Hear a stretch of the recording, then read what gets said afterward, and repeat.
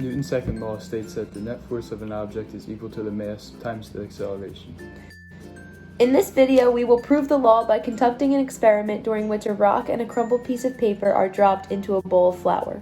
Due to the different masses of the objects, the craters that are created by the objects in the flour will be drastically different in size. The first step to proving the law is to drop a piece of paper and a rock from the same height and observe them hit the ground at the same time. Clearly, a rock and a piece of paper have different masses. However, they will both land at the same time if dropped from the same height.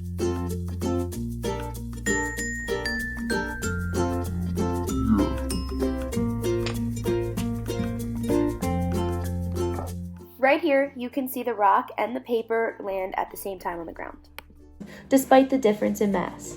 The fact that they will hit the ground at the same time is due to the acceleration of gravity. When the rock and the paper are released, they are projectiles, which means that gravity is the only force acting on both objects.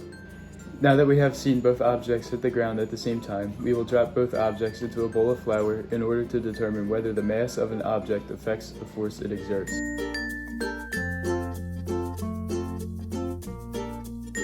Here's a picture of the crater formed by the paper ball. Clearly, it's really small. This is because the mass of the paper is very small compared to the mass of the rock.